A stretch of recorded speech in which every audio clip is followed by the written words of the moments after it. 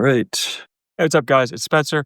I'm on a mission to try out 150 golf shoes in 50 weeks to find the ultimate shoe for walking the course. This week, we're checking out the Nike Victory Tour 4s. Rory McIlroy had these on all season. See him in the Ryder Cup. Obviously, he didn't pick this color because this is ugly. But unfortunately, black is the only one they had in my size. So to try out Rory's shoe, I had to go with black and this ugly green. A lot like the Schefflers in the last video, this shoe has some similarities and some differences. Here's what you need to know. My opinion, the traction system is not as good as Scheffler's Pro 4s. It's solid, but it doesn't grab the ground just as much. Still pretty good though. That's just a compliment to Scheffler's shoes, which had way more traction. It's also got a fly plate in the middle here. It's supposed to be for propulsion. A lot of shoes have this carbon plate in the center nowadays. They're adding that technology in. I don't think this is real carbon. To me, I think this is probably some graphite or something that's supposed to look like carbon, because to me it almost looks like they 3D printed a carbon look to it. My first impression of the bottom of the shoe is a lot of this stuff is kind of baloney. Different than Scheffler's Pro 4s. The outsole of this shoe has 2 pieces. So when you walk in this shoe, you have a little bit more flexibility, but you don't have as much propulsion. Unlike Scheffler's shoe, you're not going to have one piece of plastic from toe to heel that's going to want to straighten back out. So you're not going to have a propulsion from one piece.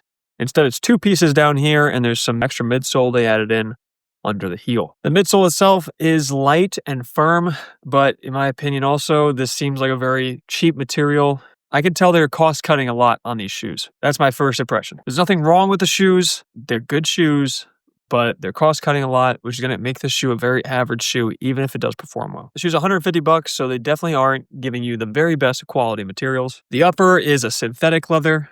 You find that out because they put a sticker on the insole letting you know it is all synthetic. And then inside of Rory's shoe, you can actually see these things right here are gillies, and they go down the side of the shoe to give you extra wraparound. In Rory's shoe, you can actually see that they're in there. We'll show you a close-up. And they go up the sides, and you have an interior liner that wraps around your foot here and here. So as you tighten the shoe, it tightens pretty nicely. One of the things I liked about the layout of the shoe is the toe box is a bit wider than the others that we're going to check out this week.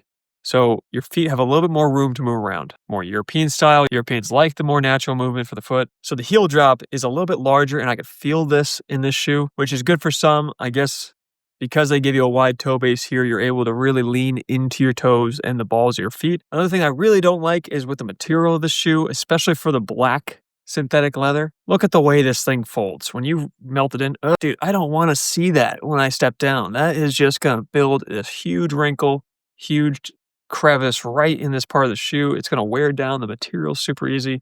I'd say you give this shoe like 5 rounds and this thing is going to look like an 85-year-old man. So don't love that about this shoe at all. I don't like the material they chose for that. I'm surprised this is not the $116 shoe instead of Scheffler. Either way, the shoe is pretty normal to walk in. I wouldn't say it's great. I wouldn't say it's terrible. A little bit wider toe up here, higher heel, better wraparound, but very flat. You don't really get any propulsion. There's nothing helping you. I don't think the midsole is that fantastic. It's softening, but firm and cheap. So for walkability, I give this shoe a 7.1. And because the traction system's good, but not fantastic, and the quality of the material is just okay, we're not going to focus on style in this rating. But for performance, I would only give this shoe a 7.5. So again, guys, this is Rory McIlroy's shoe. Don't miss the next video of Brooks Koepka's Infinity GTX golf shoes. We're going to be trying those on next. If you got any value out of this video, please subscribe to the channel and like the video. If not, thank you for watching. Have a great day.